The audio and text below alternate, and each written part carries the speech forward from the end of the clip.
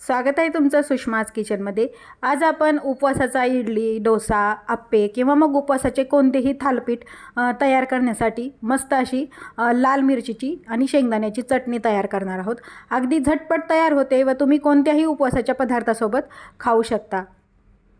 Recipe शेवटपर्यंत बघा। तसेच रेसिपीला लाईक करा, चॅनलला सबस्क्राईब करा आणि बेल नोटिफिकेशन पण ऑलवर प्रेस करा, म्हणजे माझ्या प्रत्येक नवीन रेसिपीचा नोटिफिकेशन सर्वात आधी तुम्हाला येईल।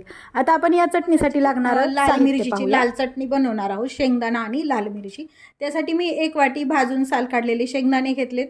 ह्या ज्या काश्मीरी लाल मिरच्या आहेत त्याचं बी काढून पाण्यामध्ये, कोमट पाण्यामध्ये ह्या भिजत घातल्यात आणि 1 लिंबू घेतलाय। मीठ तुम्हाला चालत असतील तर थोडेसे जिरे टाका। भिजत घातलेल्या मिरच्या आहेत ह्या मिक्सरच्या पॉटमध्ये घ्यायच्यात। आपल्याला पाणी काढून टाकायचं यातलं। यामध्ये मी लिंबू वापरते, दही वापरलं तरी चालतं। भाजलेले शेंगदाणे आहेत ते पण यामध्ये टाकून घेऊ। आपल्याला हे लिंबू पिळून घ्यायचंय, लिंबामधलं बी काढून घ्यायचंय आपल्याला, नाहीतर कडवट होते चटणी। जिरं टाकून घ्यायचे यामध्ये, चवीपुरतं मीठ टाकायचंय। यामध्ये मी साखर सांगायची विसरली, ती साखर पण टाकूया आपण। एक अर्धा चमचा साखर घ्यायची आहे।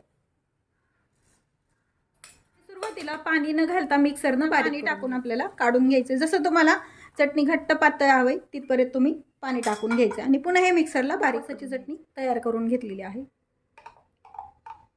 चटणीला आपल्याला तडका द्यायचा आहे, त्यासाठी मी तेल गरम करून घेतलेलं आहे। यामध्ये जिरे टाकायचे, तुम्हाला जे जिरे टाकायचे नसतील तरी चालतं, आणि हिरव्या मिरचीचे 2 तुकडे। मिरची तुमच्या आवश्यकतेनुसार तुम्ही टाकू शकता। ज्यांना कोथिंबीर चालती ते कोथिंबीर पण वापरू शकतात चटणीसाठी।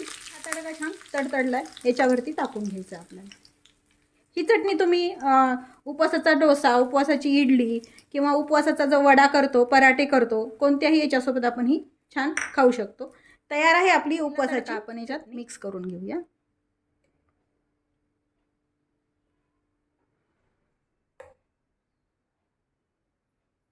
आपली चटणी तयार आहे उपवासाची।